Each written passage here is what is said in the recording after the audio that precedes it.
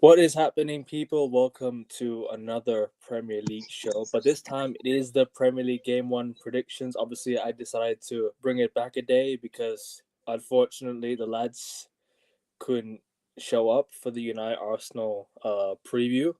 However, we might still do that on Saturday when people. No, it's good, no worries. But people the thing is, we need to get cracking. Premier League is officially back tomorrow, so let's get the preview a day early. I'm excited. Josh is excited.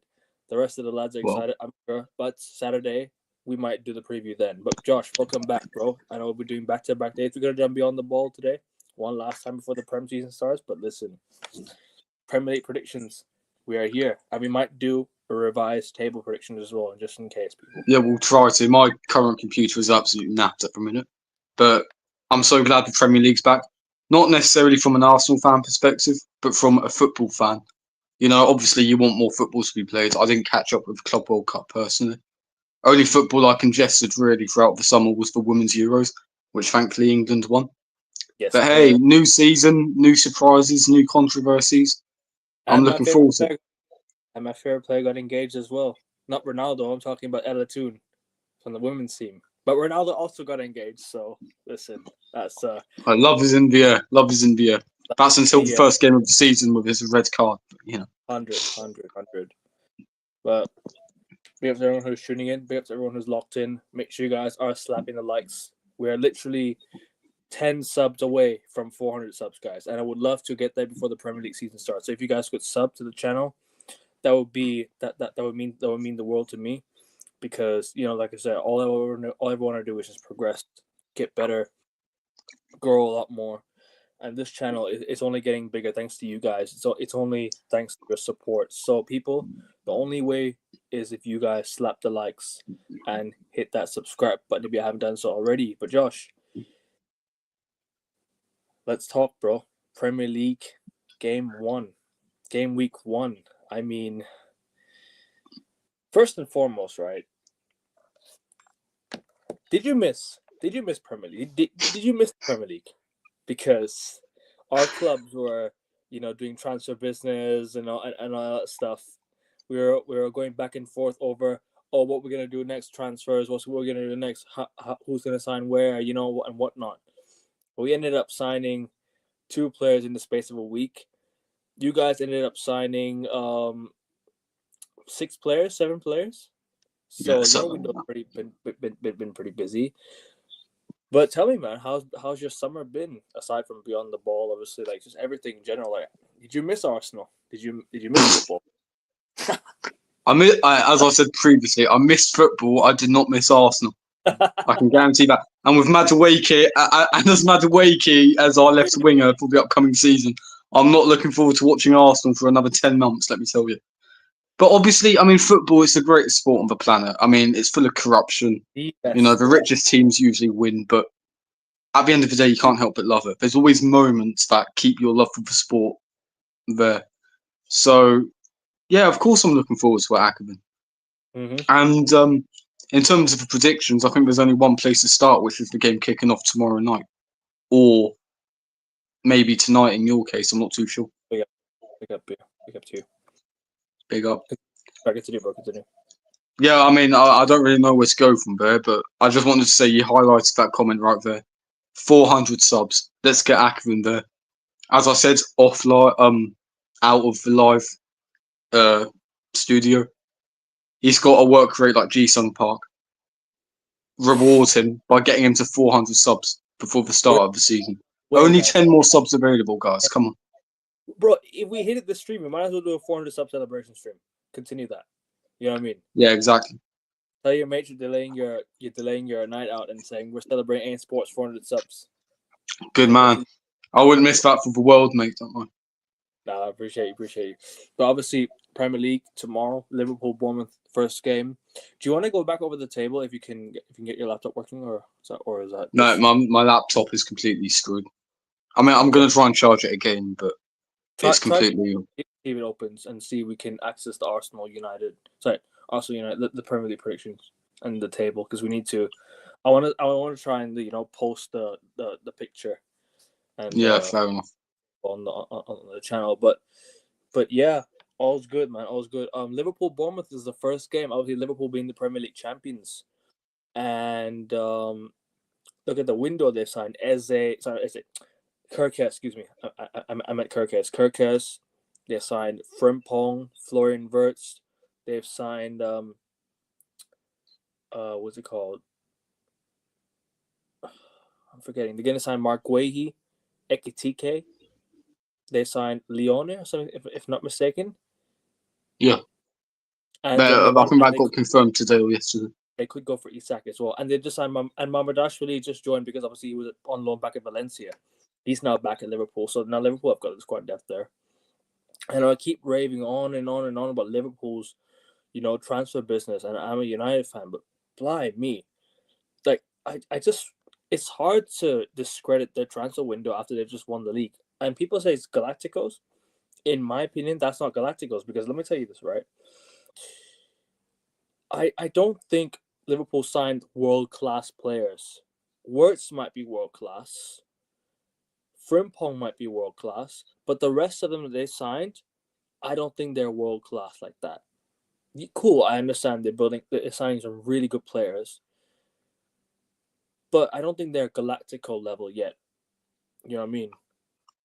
I understand what you mean. Yeah, I don't think they're Galactico level yet. But I hear your point about Galactico. And Bournemouth obviously losing Kirkes to Liverpool.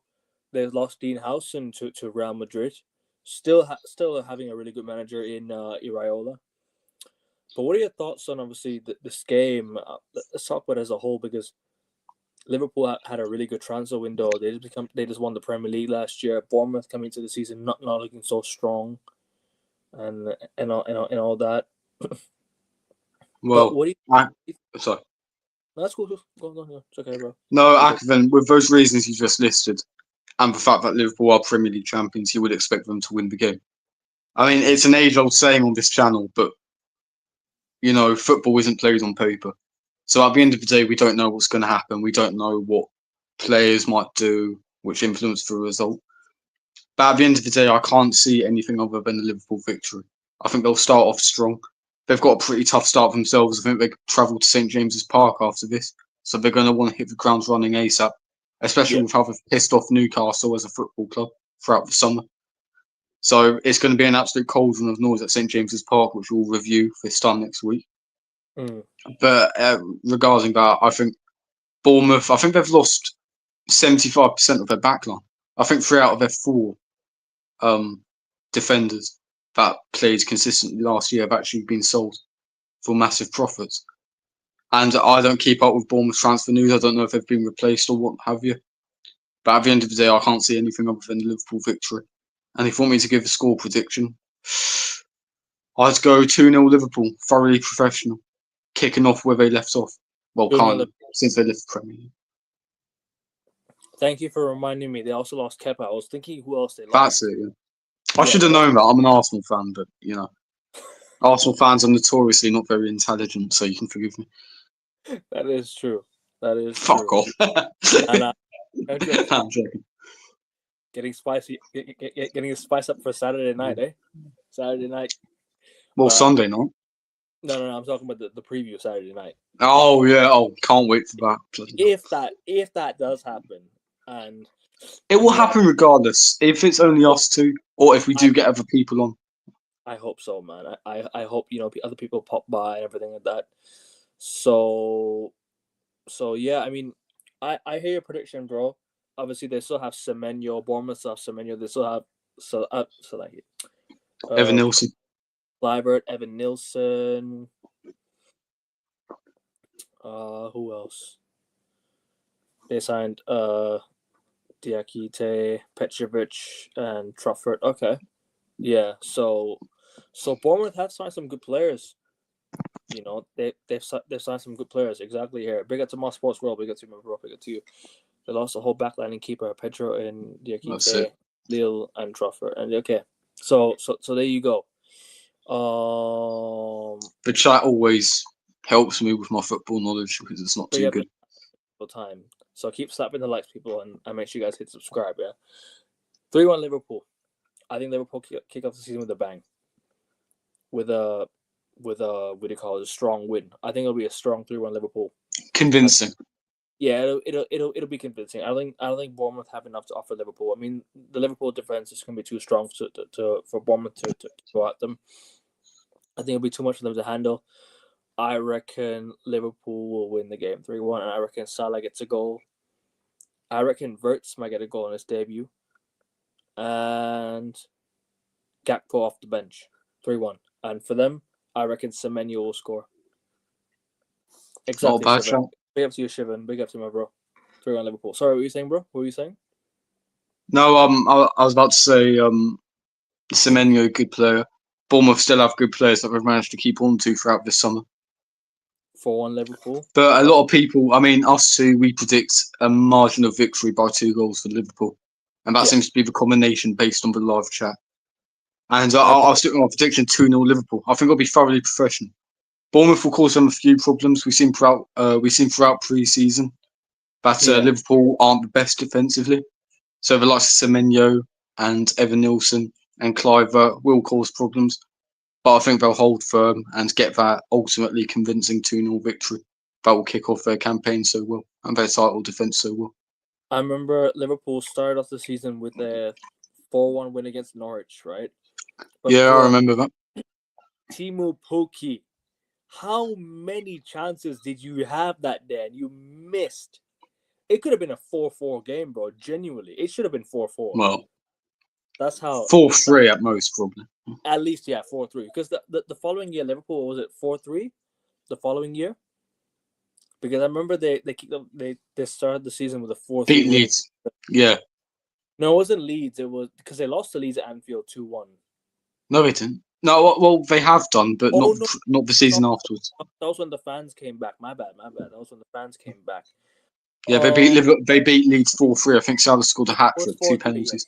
I think Bamford scored. a hat trick, didn't he? Patrick Bamford scored a hat trick. No. I think 3 different Leeds players scored goals. I remember Bamford scored, though. But yeah, Ekitike brace.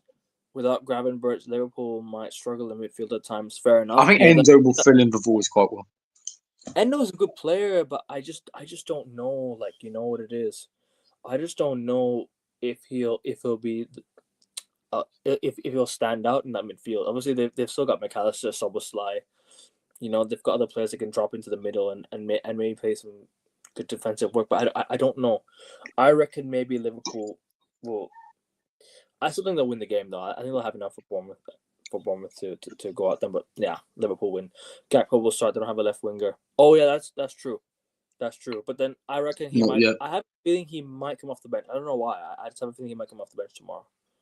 I mean, who are they going to play as replacement left one? They might play Harvey Elliott there. I don't know. Slot might be doing something tricky. You make a good point. Actually, yeah, Gakpo will start because Diaz is gone. So yeah, and they haven't signed Isak yet. So yeah, they might as well start Gakpo. You're right. Yeah, Diaz got sold. Nunes got sold. He could play on the left, and obviously, God rest his soul, Diogo Jota passed away as well. Yeah. So tomorrow might be a nice trip. I'm gonna watch the tribute tomorrow. I'm gonna see the tribute tomorrow at the start of the game because it'll be the first Premier League game without Jota, man. I probably won't watch the game because I expect Liverpool to win, so I don't really have much emotional investment in it. But I will check out the Jota tribute. So. Yeah, no, it's the first game. To be fair, I do want to watch it. Like, it's the first Premier League game of the season, so I might as well say, you know what, fair enough. I might as well watch it. Endo is nowhere near even as a backup. Thoughts on this? For a team as good as Liverpool, see, he'll fit seamlessly. He has done for the previous 2 seasons. He hasn't done a bad job whatsoever. Very much a utility player, so I don't see Liverpool's performance really getting harmed too much with Gravenberch's potential absence. That's me personally. I don't know if you disagree. You're welcome to disagree. No, I rate Endo, but I don't think Endo's near the level of Gravenberch. I'll be honest. I think Endo's a very good player, but I don't think he's on the level. Of That's what I think. Elliott is likely leaving. Yeah, I think Elliott could be leaving. That's a good That's what's gonna happen. I think it'll be a good move if he goes. I think he can develop himself somewhere else. I think that maybe like a Sunderland would be nice. I think if Sunderland can pick up Harvey Elliott, that would be a really good pickup. You know what I mean? I think they've done enough in terms of transfer income in Sunderland. Yeah. Ekitike, moves like Isak, man, Liverpool hold all the cards. Yeah, no, I think Ekitike is a very good player. From what I've seen so far, I think he's looked really decent. I know he missed a really big chance of the day in the Community Shield, but all in all, it looks like a threat. Sunday, Old Trafford, Albion, Calgary, Alberta, Calgary, Gooners Pub should be great Sunday morning. Yep, enjoy the game, bro. Enjoy the game. That's all I can say to you, man. Enjoy the game. Let me get to the comments. I'm not going to be able to enjoy the game. I'm going to be an anxious wreck throughout it. But anyway, let me get through the comments real quick. I've missed yeah, quite a lot. In case of Eze, Arsenal also second to get Eze on the board. Spurs might get him now. Yeah, I know. That's what he's referring to. I mean, it's got to a point where Tottenham are more ambitious than us. I wouldn't say they're more ambitious than you. I just think you guys have already spent a lot of money, so I don't think that they see it as a priority to sign. We can sign Eze. This one in, one out policy is a load of nonsense, and we've discussed this on the channel before. But anyway, you're getting me riled up again. You wouldn't want to sign. You wouldn't go for him though, because like you already know. Oh yeah, poor old Odegaard would get dropped. They load up Martin Odegaard, so that's why they're not going to sign him. Keep grinding for Handy. Moss Sports doing EPL table prediction 3 or 4 hours away. Did FPL draft last night. Draft league is way to go. Okay. You know what, bro? Moss, if you're free, jump on for a bit because I want you to do the Premier League FPL with me.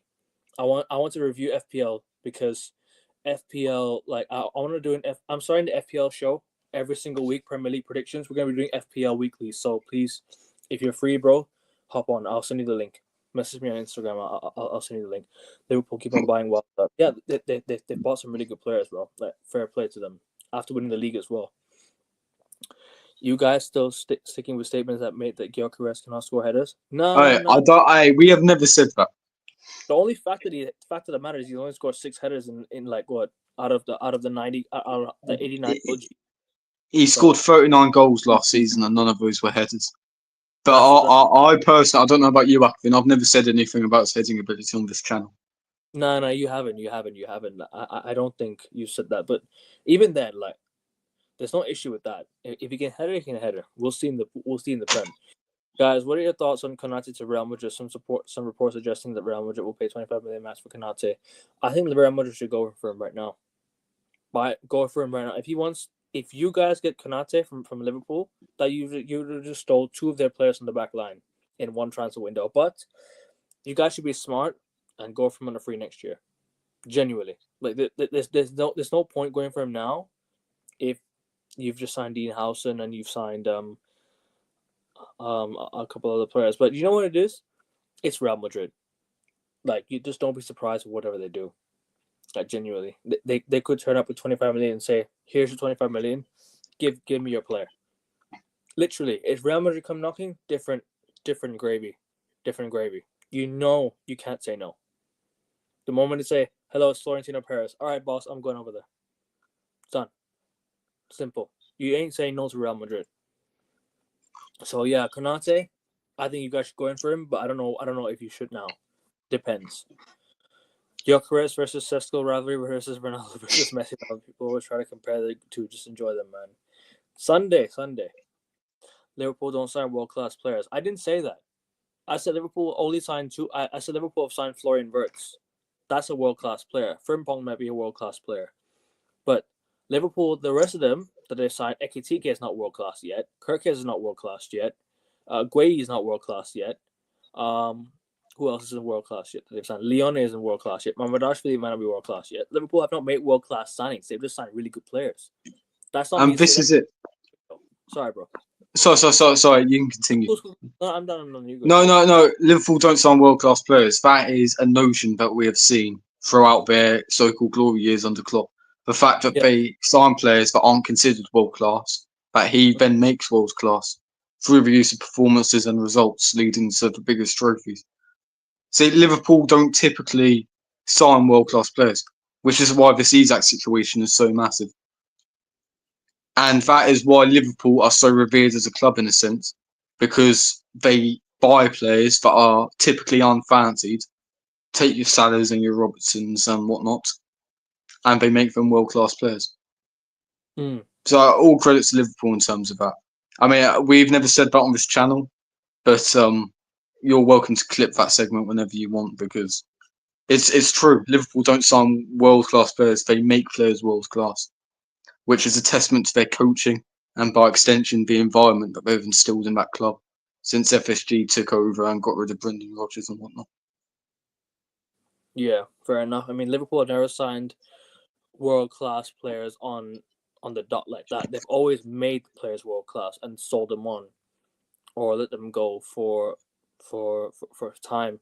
Luis Suarez left as a world-class footballer. Steven Gerrard, world-class. Who else? Fernando Torres was world-class.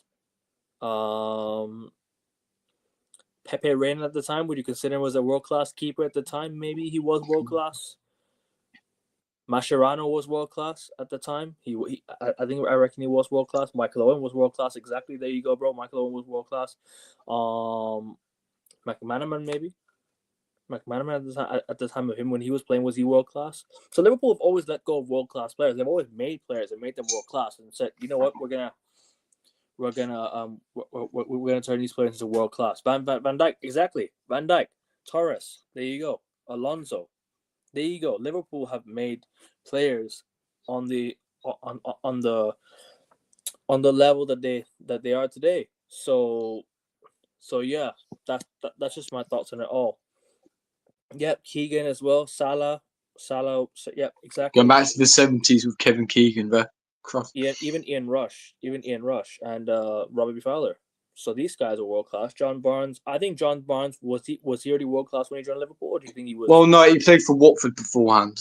Obviously that doesn't measure you as a world class player, but Dalglish, Rush, I think he Barnes. took Watford to the semi-finals in 1988, which gained him like national stardom across England, which is why Liverpool ended up buying him in the end as the top dogs in England at the time, like in 2025.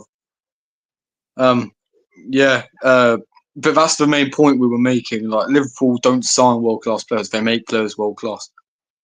Cool. And as people have listed in the live chat here, I mean, they're promising players and they have potential to be world-class, but they weren't world-class when Liverpool signed them, like Fernando Torres and Xabi Alonso. Liverpool made them into the world-class players that we know them as now. And that is a testament to them as a club. Like, in my opinion, they're the biggest club in England. They're one of the biggest clubs in Europe and the world. And at the end of the day, that's heritage from their perspective. Do you think Jamie Carragher was world class? No, I wouldn't go that far.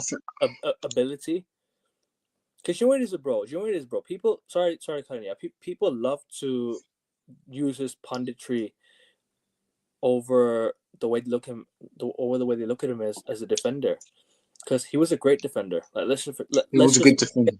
Let's just forget all of his opinions on Sky Sports or whatever it is.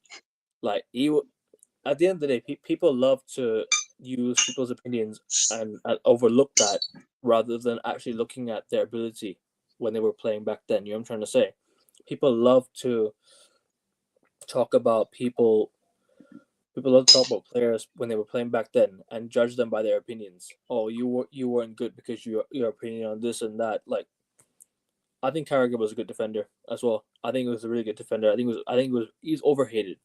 Although I will say thank you for the 2 own goals that he scored against Man United. They were fantastic goals. September 1999. Strikers instinct, Puskas. Give me that. You know what I mean? I would love to see that all over again. But I think Carragher is unfairly criticised because he comes up with so many controversial opinions. Now, I will say, as a pundit, you're going to come out with opinions that end up looking wrong due to time. But one thing I will give Jamie Carragher credit for is that, in my opinion, he is the best pundit Sky Sports have. He's one of the pundits that I enjoy listening to the most, in spite of the Scouse accent. Slightly disagree. And I feel he is unfairly criticised as a player. Listen, he was never a world-class player at Liverpool. He was always a solid choice in defence for Liverpool. who just happened to be good enough to start for Liverpool across those years. And I think he is unfairly criticised. Yes, he never won a Premier League, but neither did Fernando Torres, neither did Steven Gerrard. Are you going to doubt their ability? You're fucking not. Oh. No. Let me quickly go through the comments. Only intelligent Arsenal fans are me and you, Joshua. Big up to you. Cheers to that, who? Bournemouth lost. Oh, I already read this one.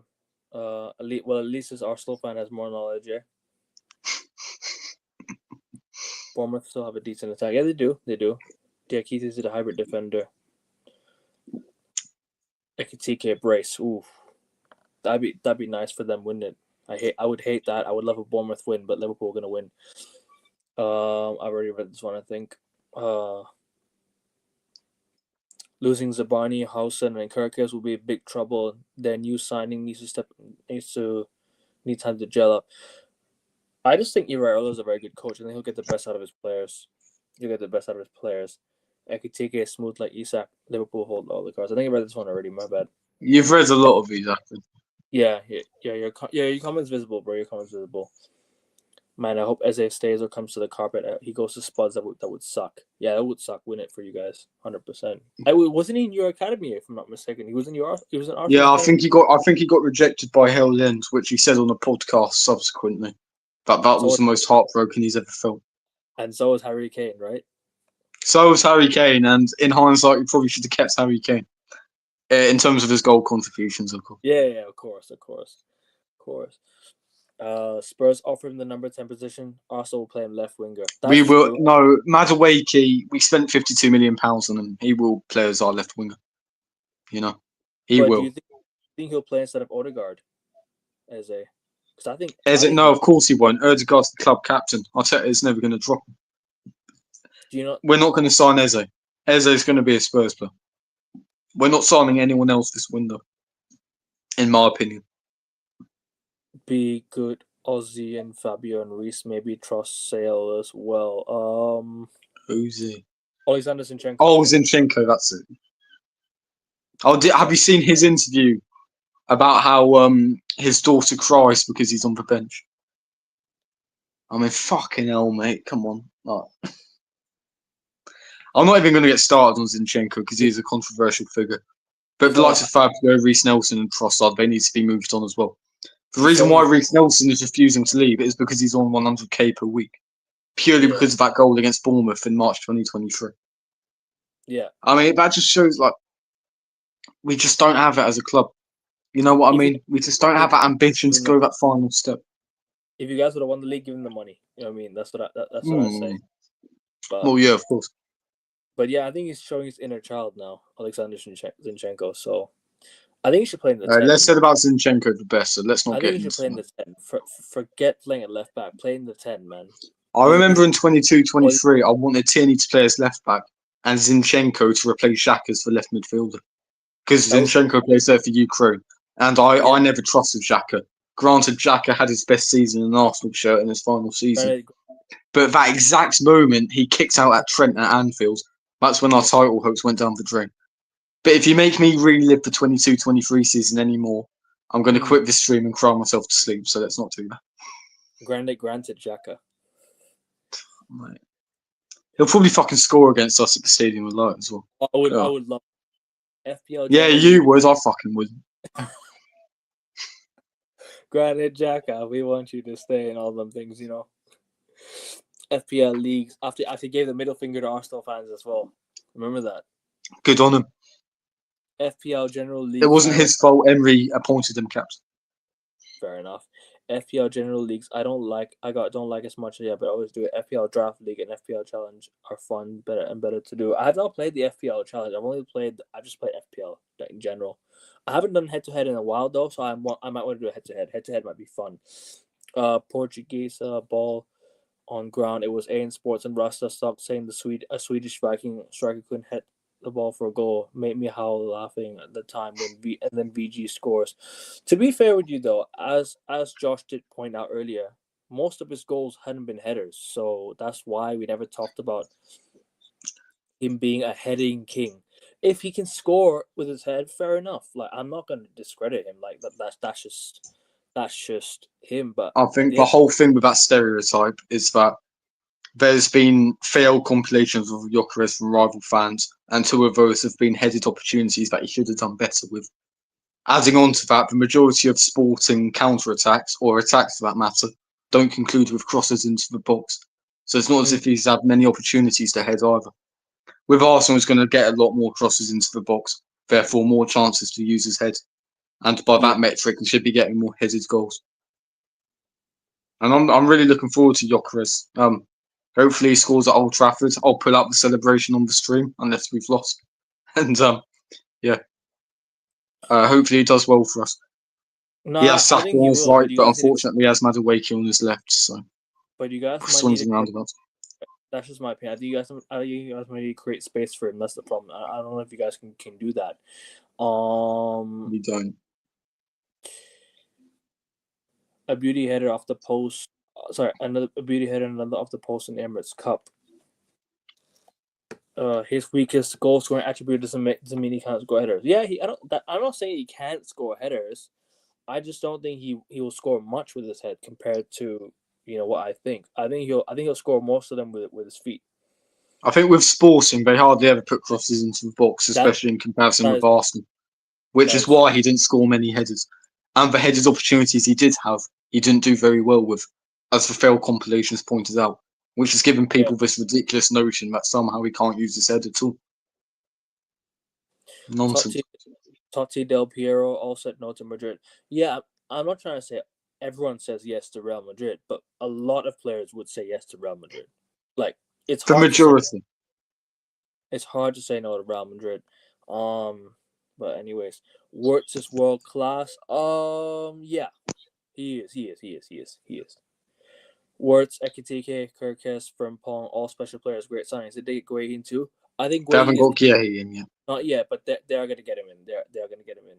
probably. Big up to my guy Rasta Stocks every single time. Make sure you guys go sub to Rasta's channel, please. He's getting ever so closer to for fucking no 400 subs?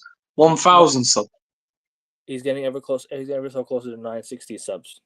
Let's get him to 960 first. You know what I mean? So if you guys in the chat haven't subbed to Rasta's channel, yeah, go and sub to this channel, please, people. Let me just get through these comments. My dream center back signing was Bastoni. I love this guy. Currently, best ball playing center back in Europe right now. Yeah, Bastoni is a great center back. He's a great center back. Forget the Champions League final. He's been Yeah, just forget the biggest club competition. Fine. It was most of the goals were in his fault. To be fair, it was the. Oh no, of course not. But a 5-0 defeat in the European Cup final is going to blemish anyone's CV. Oh yeah, I hear that, but I still wouldn't I mean, it just proves that football's a team sport. So Yeah. while we harp on about trophies, trophy logic isn't necessarily the way to go completely. You know what I mean? So, yeah, I mean, he's a champion. He's still a champion at the end of the day. I mean, he's still highly regarded and rightfully so as one of the best centre backs in the world. And obviously, Real Madrid would love him. Any club in the world would love him. Inter Milan are lucky to have him. That's how it is. John Fowler and many new era players. I agree. Right, I've seen plenty of old English highlights with John Barnes pulling the strings for Liverpool and Watford in midfield. It's crazy, man. Liverpool make VBD and Salah a world class player. One thing Klopp in not favor of signing Salah, but management pushes the move. That's true. Klopp gets the best out of what he has in front of him. He gets the best out of what he He gets. wanted Julian Brandt instead of Mohamed Salah in the summer of 2017. I wish he got Julian Brandt. I really wish he got. Do you know how insane that is? One of life's happy accidents. I mean, doesn't that just show that so many clubs go with their first option, which ends up not working too well when their second option could Man City be so much better. Man City would have 7-peated the league then. They would have 7-peated the league. It wasn't for Liverpool. Okay. Moss World Sports, that is why my YouTube PFP is of George Graham at Anfield 1989. In my opinion, I debate this inside my head a lot, but that is arguably the best night in Arsenal's history. And I won't explain the context for it, but if you're a football fan who's in love with English football, you would know. 10 times better than Aguero against QPR, in my opinion. But, Obviously, you're Arsenal fan. Of course, you're gonna predict. well, yeah, but going at the home of the most dominant team in England, having to win by 2 clear goals, and scoring the second goal in the 90th minute, you can't beat that. Who Anytime. scored? Who scored the second goal again? The second goal, Mickey Thomas. Alan Smith with the first goal. You'd recognise him from FIFA for those who aren't aware. Commentary. This guy knows his ball. Yeah, people, don't ever discredit this man right here. Oh, I know Arsenal history. History outside of England might be a bit. And most of the top winners don't. So this guy ain't no fake fan, bro. I can't believe Robbie from AFTV didn't know that Arsenal moved to the Emirates in 2006. How do you not know that? Genuinely. Honestly, he went to the games around that time as well. It's just baffling to me. Did he forget when they moved, or did he just I think he selected wrong. Yeah, I think he said 2009 instead. Fair enough. But yeah, it's been a long time to be fair. It's just crazy. Like it's a significant part of your club's history, and you can't remember it. It's insane. Thierry Henry made Carragher look silly. Yeah, often, very often. Very often, he sat him down. Unless Henry plays at Anfield, of course. Yeah, true. He's better than most defenders that are playing now. I agree. I genuinely agree. A lot of defenders now, nah, sorry. I just think what I watched back then, clear. It's clear what I watched now. I've been saying Emirates every time Carragher in the house and ripping Arsenal, they should show all the Henry clips flying by Carragher. He also sat down Jamie Redknapp as well, didn't he? Thierry Henry. Which goal? I think the goal that he ran the whole length of the pitch to score that left foot bottom corner against Liverpool or something, if I'm not mistaken. Was Jamie Redknapp at Spurs in 2002? I'm not sure. I think so. Yeah. Yeah, he must have. I think it was against Spurs. He just 3-0 victory, November 2002. Not 3-1. Another league title Arsenal bottled, actually. 02-03. We were 8 points clear of United at one stage. Bastards. My club are resilient, bruv. But we beat you at Old Trafford en route to winning the FA Cup, so, That's fair. Bittersweet victory. Bittersweet season, if you know what I mean. That's fair. He just couldn't start over Terry Ferdinand Sol Campbell. Fair enough. I yeah, for the England team. Golden generation. He's not better than those defenders, but he was a really good defender. And Gary Neville was trash. Just play with world class players. I completely disagree. At the end of the day, you don't play for the biggest dynasty in English football history. Yep. Week in, week out, and you're bad, in my opinion. And in my opinion, the greatest manager doesn't select you as well if he doesn't think you're great. He bins you off, just like he did with the rest of the lads. So he was fantastic, man. Gary Neville was fantastic. Henry made every defender, but he did. Well, Monkey would know. I think he's a Barcelona fan. He'd see Henry, even past his prime, scoring a hat-trick at the Bernabeu. He's a huge Barcelona fan. Good man. Well, fuck Barcelona for 06 and 2011, but apart from that. Roy Keane's a better pundit than him. I agree. He's a better pundit than him. He's a scrubber, Mr. Own Goals. Facts. I think with Carragher, he offers more insight. I think Roy Keane is a lot more... He places a lot more emphasis on passion. Like, he doesn't delve too deep into tactics. Carragher at least tries to go into tactics, which is why I appreciate Carragher so much. And it's no secret that Carragher says a lot of bullshit. But at the end of the day, he's a pundit. He's going to get stuff wrong. Of all our clubs. So I do forgive him for that. Fair enough. I mean, Carragher is just Carragher. And Roy Keane's Roy Keane. You don't mess with Roy Keane, though. Roy Keane just... Unless you're Patrick Vieira. Yep. Nah. We miss those days, don't we? We miss those days. Well, yeah, I watched highlights of those games. Obviously, I wasn't even in my dad's nutsack yet. But yeah, I still get nostalgia. I still get nostalgia over it. You know what I mean? The new guy, Jay Bothroyd. I remember him. I remember Jay Bothroyd. I didn't like as a player, but he has great opinions on Sky Sports. I noticed lately. I don't listen to Sky Sports, no offense, but I only watch them when I need to. Oh, Sky Sports has gone downhill tremendously. I only go see what Paul Merson has to say about my that scrub. And I don't mean him as a scrub as a player. I mean him as a scrub as a pundit. I don't like Paul Merson. Oh, yeah, he's a shit pundit. Brilliant player. stand him as a pundit, bro. Arsenal legend.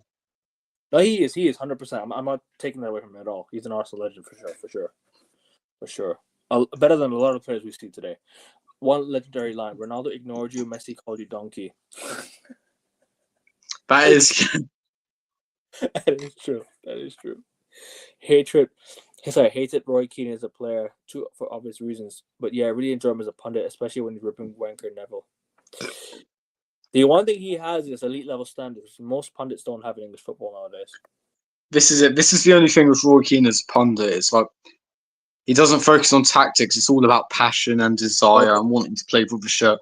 And obviously that's extremely important. But with Pep Guardiola in this Premier League, tactics are more important to emphasise than ever, regardless of whether we like it or not. Did you see when he was laughing at when Mickey Richards was laughing at him for when a team was celebrating staying up in the Premier League? Aston Villa, 1920. Yeah, Aston Villa celebrated staying up. And I'm like, that's the greatest clip ever. Roy Keane. Although Aston Villa beat us the previous week to pretty much confirm their survival. Sorry, say that again. Aston Villa beat us the previous week in order to confirm their survival. They shouldn't have stayed up though. They shouldn't have done it at all. If you know, bro. Bro, I kid you not, man. All we'll say is Sheffield United goal line technology. That's it. But anyways, as they were. So I'm just going to go for 1 minute, all right? 1 minute. Yeah, no worries. As they was at a lot of academies. How many and where was he at? But yeah, he wanted to be a Gunnar Bradley. Stay at Selhurst as they then, please. Yeah, I wanted to stay at I want to stay at Selhurst Park. Actually, you know what it is? When I watch him play for Palace, it's fun. He's a really good player. He's a really good player on the eye. Did Way go Liverpool now? No, not yet.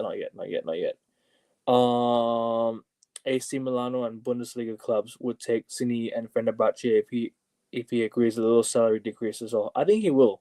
If he's gonna get minutes, he'll probably go. I think those clubs would be good for him. Canada rocked Ukraine easy with Zini at center midfield. Zini did get a pen goal. I don't remember the score. Remind me of the score, anyways. We send money and love Ukraine, but we had to destroy the UEFA nation. Hold on a minute. We have to destroy the UEFA nation. That's fair. The aim is to win anyways, bro. Aim is to win. Joshua, no offense, but why Arsenal like Chelsea leftovers? What is this fairy tale rivalry when both clubs doing business with each other? Josh will answer that when he comes back. Shaka captains Sunderland. Yes, he does. Sunderland. Unpopular opinion, Martinelli is better than Luis Diaz. I disagree.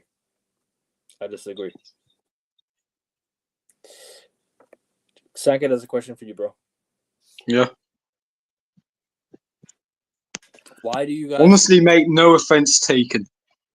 No offence, but why Arsenal like Chelsea leftovers? What is this fairy tale rivalry when both clubs doing business with each other? I've discussed this before on this channel. Money laundering is the only acceptable explanation I can come up with. This is why. Because you know what it is. When you see American sports, they make trades with each other. They don't make trades from outside of the world, like outside of, like, for example, their own fantasy world, or I'm talking about their own league. They make signings from within their own league. They don't trade with clubs from outside. You know what I'm trying to say? So it's pretty. If we see Chelsea as like, oh, we're gonna sign players from Chelsea, we're gonna trade with Chelsea because Chelsea is a team. Yeah. That's what they think. You know what I mean? I've said this before on this channel, but there is no footballing reason as to why you would pay £65 million for Kai Havertz or £52 million for Noni Madueke. There is no footballing explanation that you can tell me which can possibly justify those signings. It is pure and utter money laundering as far as I'm concerned between two American owners that want to keep up good relations with each other.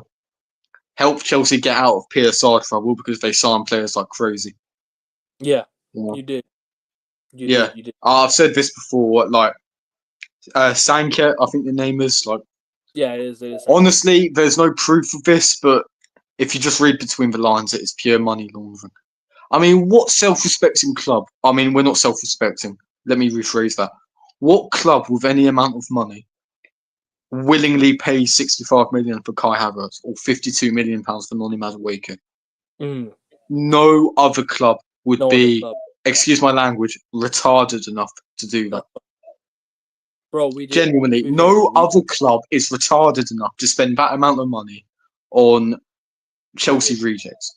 We did. And I am fucking sick and tired of Arsenal signing Chelsea rejects. But that's another matter. But We there's your did. answer. There's your answer, Sanket. Money laundering. Money We laundering, plain and simply. It is a fucking disgrace. And while we help those bastards out with PSR, is fucking beyond me, considering they have cucked us for the last 20 odd years, winning Yeah. every major trophy there is to win, while we sit about wanking over the occasional FA Cup. Bullshit. Piss off. Sorry about that. No. I love that. I love that. That's But probably the alcohol in my system speaking, but it is my no, feelings in real life. you're good, bro. You're good. You're good. I actually like this version of you more because you're more passionate. You know what I mean? I actually like Oh, it. mate, honestly, mate, when you support a club that has won no league title in 22 years and no 22 years. European Cup since the competition was founded, Oh, you get fucking pissed off after a while. All right? I get, Yeah. I get. Oh, But no. as I was gonna say, I think it was I think we also signed Mason Mount, so I think we kind of fell for the Chelsea thing as well. Oh, no, because we've signed William Gallas while letting Ashley Cole go to them. We've allowed them to sign Emmanuel Petit. We've signed Petr Cech. That didn't do too well for us, all things considered. We've had to sign fucking Jorginho, who didn't do too much for us. We've had to sign Kepa. We've had to sign fucking Willian, who is genuinely, in my years of watching football, the worst Arsenal player I have ever fucking seen. So there's that. You've also got Raheem Sterling as well, who thankfully didn't play as much as Willian did, but was still another Chelsea reject. Honestly, yeah, money laundering is the only rational explanation as to why we keep going after Chelsea players. There's no other reason as to why. It is fucking disgusting. I don't know why we do it. I don't know why we help them. And if there are Chelsea fans in chat, no disrespect to you because you've made the right mug of us. It is just the fact that we have been cucked as a club for the last 20 years, watching them win everything there is to win, while we've had to sit there on our hands doing fuck all and spending fuck all for the majority of it. Yeah, Or they win everything in sight. And we're still signing their fucking players. No, unbelievable. absolutely unbelievable. And you can Next year, fucking clip that. You can next year, clip that because I'm fucking sick of it. And I I hope will. someone at the club watches this YouTube Shorts clip, and realizes what they're doing to my fucking mental health. Why are you signing Havertz and Madueke? Piss off. Oh, go away. Honestly. Which player are you signing next year from Chelsea? Oh, fucking Nkuku or Badish I Shield. think he's One of the Bayern, two. Oh, I think he's going to Bayern this year. I think Bayern might want him. oh well, Don't worry. We'll probably sign Jadon Sancho on deadline day. That's how bleak Oh no, it is. Sancho's going to Roma now. Sancho's going to Roma now. Oh, is he? Okay. Yeah, going to Roma. I don't know. I mean, Nicholas Jackson will probably stay and we'll sign him next year when Jokeres probably fails because he's in Arteta's system. I don't know. No, actually, I think you'll sign Garnacho next year. Maybe they might move him on next year. I think he goes to. I think it goes to Chelsea, and then Chelsea said, "Yeah, fuck it, we're gonna move him on." Oh mate, honestly, just don't get me started on Arsenal, man. Honestly, we need to get on with the Premier League predictions. I have a lot of comments to get through, though. Apologies. Yeah. Martinelli's better than Luis Diaz. Oh, that's on this. Honestly, I've never seen the fascination with Luis Diaz. He played well for Liverpool, but I felt everyone was overhyping him when he came in the January of 2022. And then he got injured against Arsenal and never really came back the same player, in my opinion. And obviously, Martinelli has scored the most non-penalty goals out of any Brazilian in Premier League history. Yeah. And I'm always going to love Martinelli, regardless of how his career pans out, which isn't looking too well at the moment.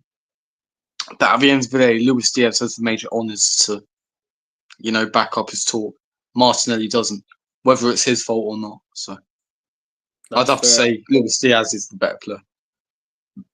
That's fair. I'm gonna say Luis Diaz as well. Me too. VG getting all kinds of assists from Saka and Odegaard maybe right away here as well. Bold of Yeah. you to assume Odegaard's going to get many assists most well. He's a Viking striker, so of course he can head goals. Yeah, he's a really good striker. Liverpool got young special centre back Leone, 18-year-old, all Serie A clubs won it. Yep, that's what I mentioned as well. Sheikh Jassim might buy Inter. Oh well. I'm looking forward to that if that doesn't. I hope that doesn't happen. I saw some rumors. Italy is severely underfunded with investment and transfer business. If Inter get Sheikh Jassim, it's over for the rest of the league for at least years, because they're gonna get all that money, and they're gonna grow as a club. Brandt was good. Yeah, he was a good player, but Salah was the better. I mean, would he replicate what Salah's done at Liverpool? I seriously doubt it. I don't think so. Brandt, Havertz, Wirtz, there'll be another 10. There'll be another number 10 from Leverkusen. I don't know. I don't know who will be the next number 10 from Leverkusen, but either way, like, They've got a heritage there, evidently, with the likes of Brandt, Havertz, and Wirtz. They do. I actually like that what you said. Brandt, Havertz, Wirtz. Well, it goes well, doesn't it? Yeah. Maybe a life at 1989, start of 1983. You were not allowed to respect for no one. Most new gens do not. Honestly, you started supporting Arsenal in 1983. Fair play to you. Yeah, no, fair play. Fair play, man. You've had to watch us lose to Luton Town in a League Cup final. And luckily, I wasn't into football when we lost to Birmingham in a League Cup final either. So. You've seen the best days, man. Big up to you, bro. And one day I would love to hear your journey. Like, seriously, I would love to hear your journey. I'll bring you on the show, man. Get him on the channel. I will 100%. I will 100%. I'll have to do a show with him. Smudger and Mickey Thomas Legends. When I went on Legends tour, they were there. I got Perry Groves. Love my calf tattoo, Arsenal crest. Okay. I love the dedication there. I've always said if I was to get a tattoo, it would be of the Arsenal cannon, where my heart is. You don't have a tattoo? No, I don't have a tattoo, but if I did, it would be of the Arsenal cannon, where my heart is on my chest. Neither do I. And I don't look. Excuse the John Lennon t-shirt. No, it's good. I don't think I'm gonna get a tattoo anytime soon, anyways. No, I don't think I will. At the end of the day, it costs money, so I'm reserved. Yeah, it's my guy SKFC. Make sure you guys go sub to SKFC if you haven't done so already, people. Go sub to SKFC. Big up to my bro from Boston, Massachusetts. Big up to my guy. We're gonna see if Amram has learned anything. Yeah, we shall see. We shall see. I hope and pray he does. Otherwise, get out of here. Henri was still a dog at Barca. He was. He was an unbelievable player. Past his prime, but he was still a dog. Still a great player. I like Carragher when he's not talking about Chelsea. I like it when he's not talking about Man United, bro. Seriously. I can't stand the guy sometimes. Neville is world class. I just think Walker and Trent is a better attacker. That's why people don't look at Neville as much as him. I agree. Yeah, Neville was a lot more traditional. That's a good point. It's just nowadays people look at fullbacks as more attacking than defensively. Because look, in my opinion, right? This is my opinion. I think when Reece James is healthy, he's the best fullback in the world. He's the best right back in the world because he can defend, go forward, do everything. I genuinely think Reece James is the best fullback in the world when fit. Seriously. Well, this is it. I mean, Monkey lists off the likes of Walker and Trent, and you have the likes of Dumfries as well, and Hakimi. And they bring so much attacking wise, but at the end of the day, you're considered a right back. You have to defend well as well. And the fact that attacking has been such a normalised trait of fullbacks has probably inadvertently harmed Gary Neville's reputation, which isn't fair. Because at the end of the day, I think he won about 11 Premier League titles or 10 Premier League titles. I mean, at the end of the day, how can you not rate that? Genuinely, how can you not rate that? You can't be shit if you win 10 Premier League titles being a regular starter. I'm sorry, but you just can't. You simply can't. And arguably the best manager in football history picking you as his definitive right back for over 10 years. I mean, that speaks volumes as to how good of a player you really were. And you see Gary Neville as a person, and we see him a lot with his work on the overlap, with his time as a pundit on Sky Sports. He always underestimates himself as well. At the end of the day, he's doing himself a disservice because he was a fantastic player for Manchester United. Absolutely fantastic. And I don't need to be born in that era in order to see him play. I can watch highlights of the game and recognise that Gary Neville was an integral part of Manchester United's success in the 90s and 90s. It's not even up for debate. He's literally the best right back in the club's history. Like, and people want to say he's no good. Trust me, Gary Neville is one of a kind. Arguably one of the best right backs you'll ever see in Premier League history as well. Honestly, I don't know why he gets so much hate. Honestly, he has competition. He has the likes of Trent and Walker and Ivanovic. But at the end of the day, you win 10 or 11 Premier League titles. You've got it in you to be the best in an all-time 11. It's probably because of his opinions. That's the thing. Like, you know, people look at opinions over the quality of the player. Like that's what I mentioned earlier. Well, punditry is a dangerous game. Whatever you say is going to be a stain on certain fan bases. 100%. But at the end of the day, you can't diminish him as a player. The same way I defend Carragher as a player. Yeah. Because he was a solid player for Liverpool. And the fact that people hold him to the standard of the Ferdinand simply isn't fair because Liverpool weren't the same club as Manchester United in those years. They weren't as ambitious, they didn't have as much money, and they didn't have as good an amount of players. You know? It's just not fair. And like looking at things in retrospect, I think it's harmful anyway. Because you don't provide the context. And I know I sound a bit like Arteta when I say that, but at the end of the day, there is context to be applied. So. You're good, bro. Trust me, you're good. Vinny Jones will mess with Roy Keane and Cantona. Vinny Jones. Vinny fucking Jones. Grabs Cask going above the pool. No. Best centre backs now: Saliba, Bastoni, Virgil van Dijk, Gabriel, Kubarsi, Howson, Ruben Diaz, and that Milenkovic, Nottingham Forest is damn good too. Rudiger. Don't forget Rudiger. I think Rudiger's quality as well. Rudiger, he's coming off the back of an ACL. Konate as well. Konate is very good. Who else am I missing? Who were Atletico's centre backs? Name a few more. I don't remember. I think they have new centre backs. But they'd probably be up there as well. Jorginho wasn't a bad signing. I know he wasn't a bad signing, but he didn't really add too much to the team, if you know what I mean. And let me just say, it was his mistake that sealed our defeat against Aston Villa in April 2024. So, you know.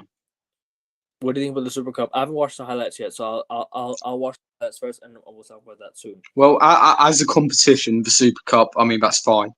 I mean, I've heard news that they're going to make it into they're going to have semi-finals beforehand for the Super Cup, which I think is ridiculous anyway. At the end of the day, if it's not broke, then why try to fix it? So I don't know why they're trying to reformat the Super Cup. But I like the Super Cup as competition. At the end of the day, it makes less sense because the Conference League has been introduced. But at the same time, facing off between the Champions League winners and the Europa League winners, that's always a good venue to watch. That's always a good match to watch. And although the Champions League winners win the majority of the time, a lot of the times Europa League winners have won it as well. So it's not as if it's an uneven distribution. Like, either team does become victorious, so to speak. So I do like it as a tournament. But the new format that they're suggesting, absolutely not. These players have got enough matches to play as it is. Don't give them one more game. Come on. William and Dave Lewis, Moped, Kilby, Soul signing those wankers. Yeah, William. Yeah, was. I don't think William was a good signing for Arsenal, and the fact that Arteta brought him understatement of the century, man. Bro, I'm gonna make you rage, yeah, bro. The fact that he brought him on, the fact that he brought this guy on for fucking Aubameyang. Don't. Nah. Arteta should have been sacked for that. Williams Arsenal was a joke. It was a joke. It was an absolute disgrace of a signing for them. 200k a week. We sacrificed Gunnosaurus for that guy. Yeah, you did. You sacrificed. What are you doing, man? Honestly. What the hell are you fucking... Oh, no. Honestly. This club, man, is a social experiment. I can't lie.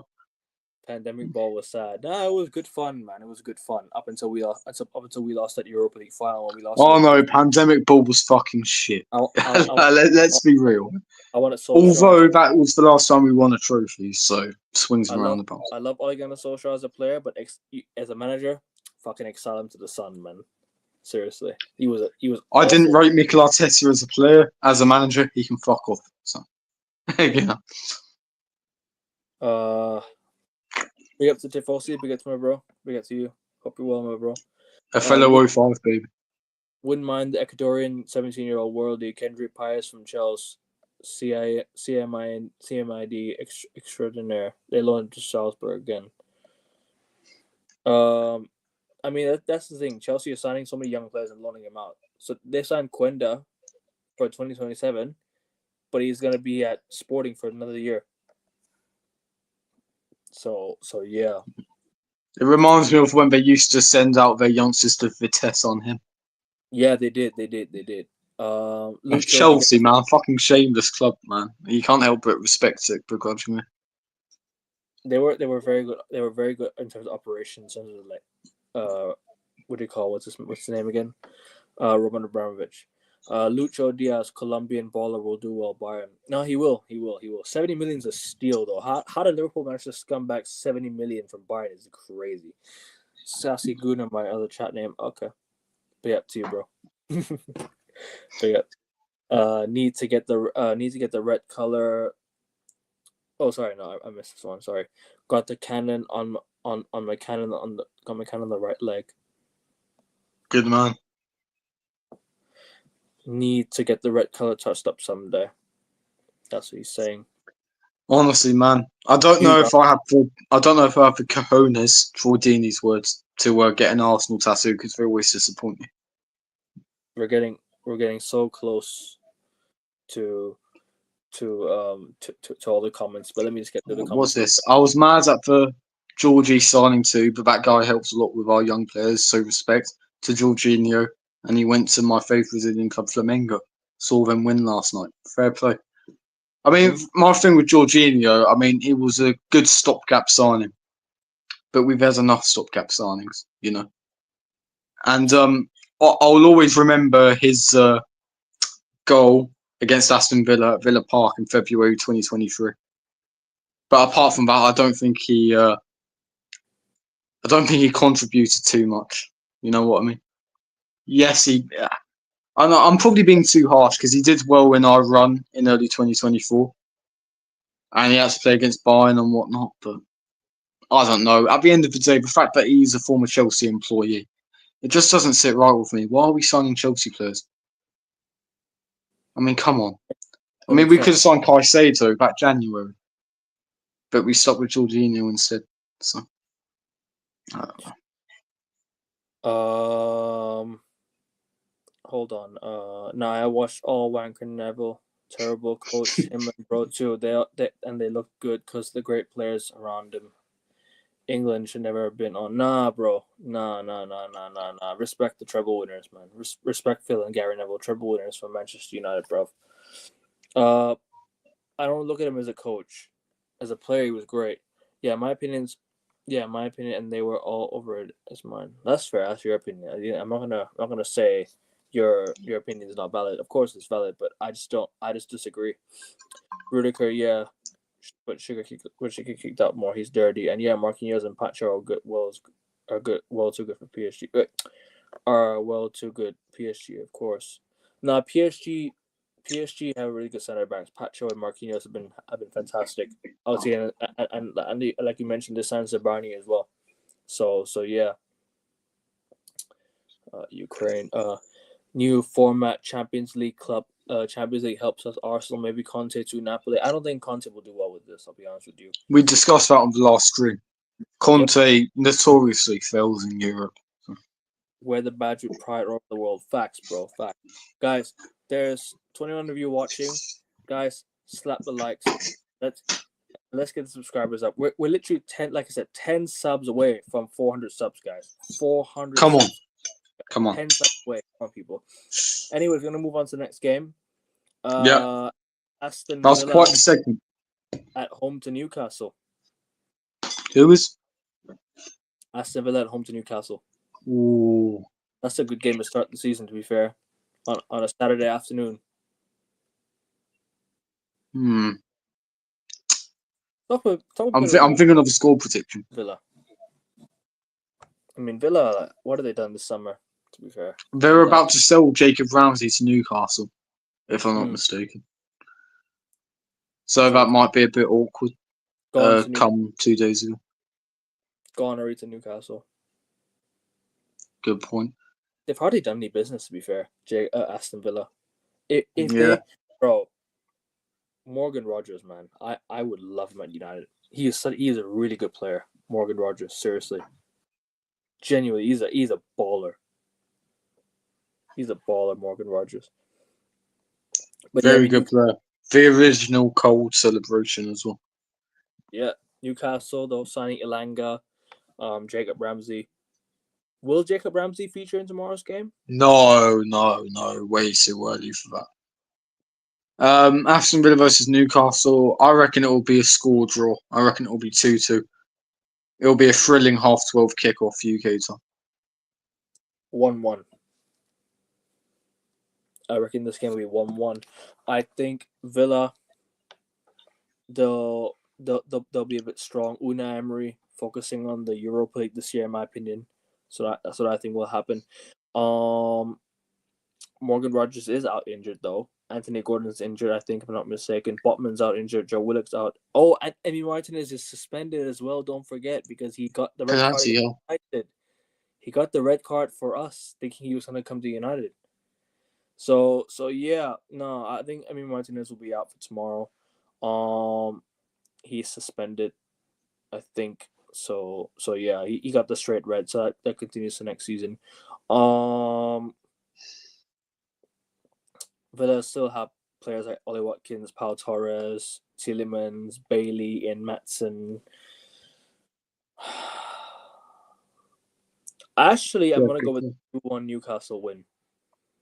I think Villa might not start off well. And this is the second time in 2 seasons that Villa played Newcastle in the first game of the season. They lost 5-1 to Newcastle last time. And now they're going to play Newcastle at home. So, up the Villa, but 2-1. Up the villains. Up the villains, yes. 2-1 Newcastle, though, unfortunately. I think Newcastle attack might be a bit too quick. Might be too hard. I think it'll be 2-2. An unstoppable force meets an immovable object. I think both teams are very similar in terms of their squad quality and the managers at their disposal. Obviously, Unai Emery, I think, is a better manager than Eddie Howe. But I don't think that will necessarily reflect in the game. I reckon it'll be a 2-2 draw, draw. Easily a better manager, easily. Yeah, of course he's easily a better manager. But Eddie Howe's a good manager regardless. And I reckon he will salvage a point for Newcastle on the opening day, amidst a summer of turmoil. Brighton versus Fulham. Josh is going to be... I'll be there. He's going to be a steward at the game, people. So show some love in the chat if you haven't done so already. And keep Don't subbing. have to do that, lads. Keep subbing as well. Keep subbing. Right, because I'm going to be at the game, I'm going to predict 2-1 Brighton win. 2-1. Topsy-turvy, Premier League thriller, 3:00 kickoff. It'll be beautiful. 2-1 Brighton, I agree. I'm going to go 2-1 Brighton as well. Maybe 3-1, to be honest. Maybe 3-1. I don't know. But obviously, talking about Brighton, man, what have they done this summer and like, how do they pan out? Obviously, obviously, you're giving your prediction, but why do you think that is the case? Well, I mean, I haven't kept up with Brighton's transfer business. I know they've sold a Dingra to Sunderland, which I couldn't understand. I don't know why they'd sell a Dingra. And Believer looks like he'll be off to Manchester United soon enough as well. But as we've seen with Brighton over the last few years, they always find adequate replacements. I said last stream and perhaps the stream before that, Brighton are quite revolutionary in a sense because they lead the way with data signings. Whatever the data says, they identify the player through that in their system, and they buy the player for a decently little sum of money. So at the end of the day, I don't know Brighton's transfer business, but I guarantee they've replaced Dingra quite well, and they're going to replace Believer as well. Yeah. And in terms of Brighton's transfer business, I can't comment too much on that because at the end of the day, I don't know. But I think it'll be another solid season for them. Another upper mid-table sort of finish. Do you know I'm smiling, bro. I just checked my channel. Yeah, the last 4 videos have had 7 likes. The last 4 videos had 7 likes. Yeah, and you know 7 is my favorite number. Is it? Oh, CR7, yeah. Fair play. Nope. My birthday's on 7th. Good point, that as well. 7th Fair play. 7th of October is my birthday. But yeah. So yeah, I'm gonna go 2-1 to Brighton or 3-1 Brighton. But Fulham not really done much this summer, if I'm not mistaken. But Sunderland, Newcastle, Sunderland at home to kickstart Sunderland, Newcastle. Sorry, I saw United. I'm like, oh my god, I made a mistake. Sorry, Sunderland, West Ham. My bad. I saw United. I'm like, okay, shit, yeah. Sounds twisted there. 2-1 Sunderland. Back in the Premier League with a bang. No, I think Sunderland might have a bit of a taste of the Premier League in the first game. You know, I'm mixed between two. I'm mixed. Either Sunderland's gonna start the season strong and be like, "Hey, yo, we're gonna go full out from the get go," or they're gonna have the taste of the Premier League and be like, we got destroyed. At the moment, I'm thinking 2-1 West Ham. At the moment, I'm thinking 2-1 West Ham. I want Sunderland to win, though. Yeah. Fair play. 2-1 West Ham. 2-1 West Ham. I think West Ham will get the win. I'll go 2-1 Sunderland. Spursy against Burnley. 2-1 Burnley. Thomas Frank's first game at home as Tottenham manager. Obviously, getting the results, getting that result last night. But what are we saying, bro? You're saying 2-1. You're saying 2-1. Burnley, yeah. Yeah, my rationale is fuck Spurs. That's it.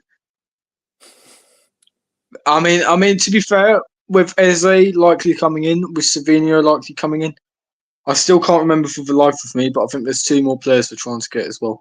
They look like they're doing a very, very good reshuffle of their starting 11.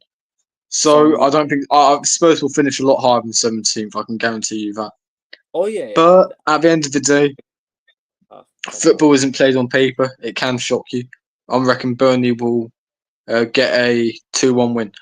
Partly due to the fact that Spurs have been demoralised thanks to letting a 2-goal lead slip, both in game and in the penalty shootout against PSG.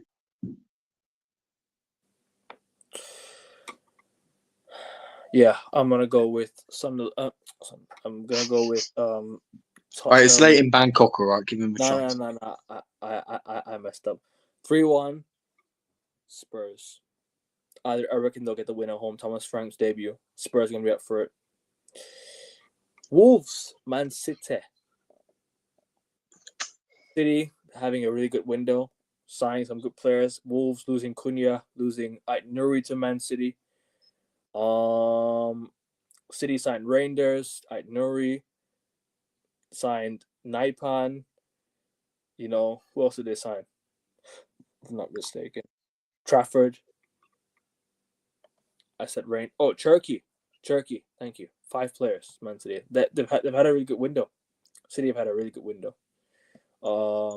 Not done yet, but City had a good window. I'm gonna go 3-1 Man City.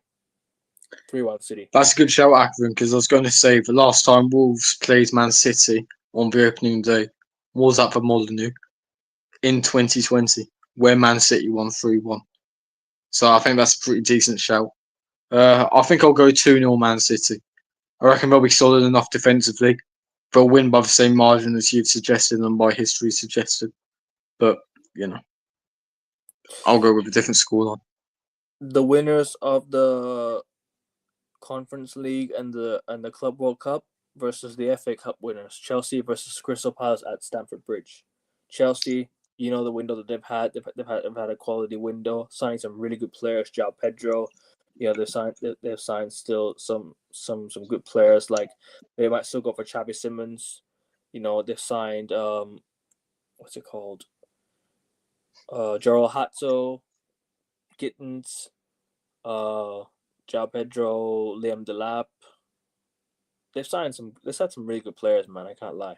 They signed some really good players. But obviously Levi Colwill going down with an ACL injury for the rest of the season. He's gonna be out for the rest of the season. Talk to me, bro, about this game. What do you think? Well, simply, I think it will be considered the thriller of the opening weekend. I think it will be a high-scoring game. But I do think Chelsea will be victorious. I think it will be a topsy-turvy 4-2 victory. Crystal Palace will cause them plenty of problems, but Chelsea's individual quality will pull them through. And they'll continue their form from where they've left off in pre-season and with the Club World Cup. 3-1 Chelsea.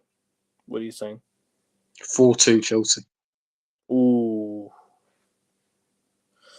Well, same margin of victory, but different score. Nottingham Forest versus Brentford. Brentford losing majority of the squad. Wissa might be gone. Damsgaard's still there. Brentford looking shambles, bro. I can't lie to you. Brentford looking complete shambles. Honestly, yeah, I'm going to continue with that point. Brentford do look a complete shambles, and I think that will reflect with their start of the season. I think Nottingham Forest will put them to the swords with a comfortable. I wouldn't say comfortable. They'll win 1-0. They'll make it a lot harder than it needs to be, but it'll be comfortable enough in game. They'll beat Brentford 1-0. 2-1 Forest. Without bag his last goal for Brentford and dip. Unless he's not playing. And Chris Wood might score a brace. Chris Wood with the brace. Gibbs White, 1-0 winner. And last but not least, Leeds from Scumbags up north in Yorkshire taking on the Scousers, the blue side of the Scousers. The blue Scousers. The better side of the Scouts. Yes. No offensive. Yes. You're spot on. You ain't even taking the piss. You're right. Yes, they are. Everton. I think Leeds will be back in the Premier League with a bang. Everton will make it a hard game for them. Hold on a minute. But like I said in our provisional Premier League predictions, I think Everton will finish quite high up under David Moyes and with the good transfer window that they've had. So I reckon it'll be a draw, a 1-1 draw. Topsy-turvy encounter between the two sides. Well, hold on a minute. Isn't this like the second time Leeds have played Everton since they've come back up again? I kid you not. This is the second time I think Leeds have played Everton on opening day. Is it? I swear they did. That would have to be 22-23. No. Actually, hold on a minute. Let me have a look. It might be 21-22. It's one of those. Let me have a look. Stats head to head.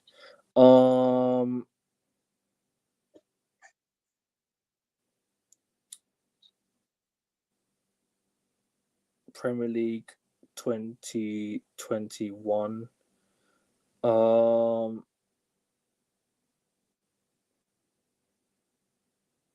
on, yeah? Yeah.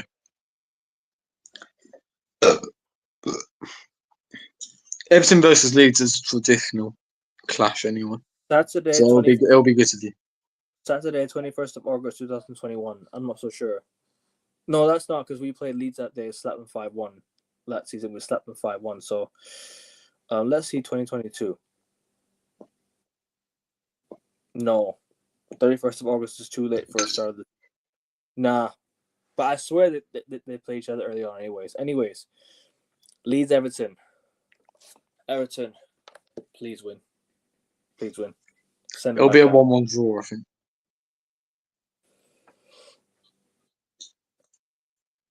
Mm, 2-1 Everton. Fuck it. And Fair fuck play. Leeds.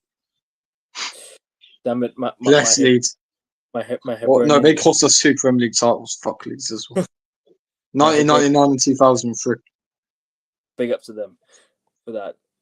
Damn it, but my Hibernian down to Partizan Belgrade. Still 2-1 aggregate for Hibs. Go Aberdeen. Go That's all you have to say on Scottish football. Go Aberdeen. Aberdeen, lad. Oh, Anyway, man. I feel there's one more game we're missing. We are going to talk about that game because we're going to give a little preview of that because we are doing the big preview on Saturday night anyways. That's why I saved the best for the last. Manchester United at home to the Gooners. Asta. Coming out to Old Trafford for the first game of the season. Josh, you're the opponent. You can start first. Thank you. I don't really know where to start. I will start by saying that I'm not predicting an Arsenal win, and the reason why is because history is very much against us. Since 1990, Arsenal have won at Old Trafford 8 times, 2 of those being in the FA Cup. We won there in 2024, we won there in 2020, and before then, excluding the FA Cup, we last won there in 2006. So we have an absolutely abysmal record there. We were lucky not to lose at Old Trafford last season, despite the fact we finished 15th. On a level, I do expect us to win because Manchester United did finish 15th last year, and they aren't a very good footballing outfit. I think Accrington will admit that. But at the end of the day, I simply don't trust this club, and I think it will result in a draw. I feel it will be a cagey, bad-tempered 1-1 draw, where Arsenal rescue a point from the jaws of defeat, much like they did last year. I'm very drunk. I really want to be optimistic about this game and say, yeah, Arsenal are going to win the game and go on and win the league. But unfortunately speaking, that's not going to happen. I don't know about this game, but in terms of the league, I don't think that's going to happen. I think it'll be a 1-1 draw. Very similar to last season, actually, where Manchester United's counter-attack go 1-0 up, despite Arsenal's quote-unquote dominance. And Arsenal end up pulling a point out of the bag, where they honestly don't deserve it. Like I said, I think it'll be a carbon copy of last season. And yeah, I'm shit scared of it, plain and simply.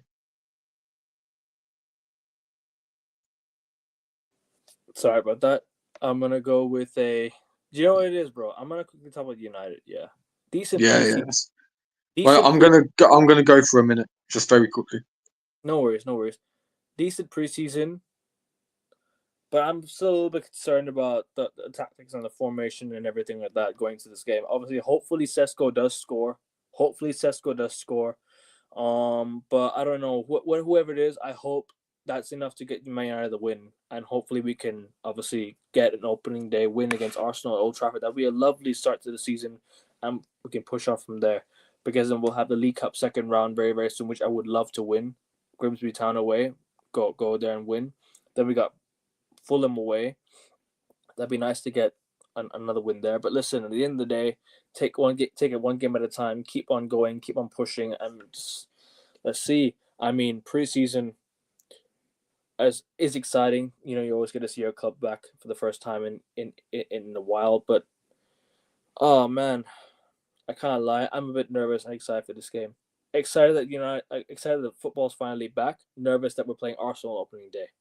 It's never easy. Not gonna be an easy game, but I am gonna back my team. I'm gonna back Man United to win the game. I feel like I don't know why. I don't know why we'll win the game. I have a feeling we will win the game. Just gonna back my team, I guess, on the day. Probably gonna say, 2-1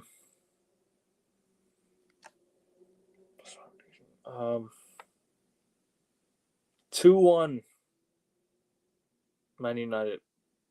I think we'll scrape a win. Sesko winner. I hope and pray. Sesko winner. Let me get to the comments real quick. I'm predicting 2-1 Arsenal, but we get screwed there at Old Trafford many times. I don't think you get screwed there. You just don't show up at Old Trafford. That's it. We have been fucked there before. Sesko and Gyökeres? No. Because I don't think Sesko starts. But I'm going to go with a 2-1 Man United win. 2-1 Man United. Preseason hasn't been exciting, but listen, at the end of the day, it's what it is. But guys, that's been us for today. We're going to wrap it up here. Make sure you guys slap the likes. Let's get a 15 likes, people. And we're getting ever so closer to 400 subs, guys. Literally 10 subs away, people. Come on, 10 subs Let's away. get there, lads. Guys, I'm going live with Rasta tomorrow. We're gonna hopefully we're gonna reach 400 subs there. Hopefully we'll reach 400 subs there, man. Big up to everyone who's tuning in. Big up to everyone who's locked in. Big up to More Sports World. Big up to my bro. Make sure you guys go sub to his channel as well, More Sports World. Please, people, go sub to his channel. If you haven't done so already. Fellow Arsenal fan, always keep it real in the chat. Big up to him. Respect to you. Big up to you. Keeps it respectful and everything like that. But yeah, guys, Josh, I'll see you Saturday for the big show, and then Sunday, it's on. I think you'll see me tomorrow as well, if I'm not mistaken. Tomorrow. Or later today in Thailand. In terms of, or this time tomorrow, I don't know. We were gonna try and do the Premier League table stuff, weren't we? Yes. Yeah, yes. but I don't know if we'll be able to manage that. If we can, then we will. But we won't make any promises at the minute. We're gonna quickly revise our Premier League predictions again. Do you know what I might do? I might actually clip up the stream and edit maybe like a Premier League table in it. Yeah, fair enough. I'll try. But we'll do our revised Premier League predictions again tomorrow, anyways, guys. So tomorrow, Premier League predictions revised, and quick beyond the ball, last minute beyond the ball, maybe tomorrow. Who knows?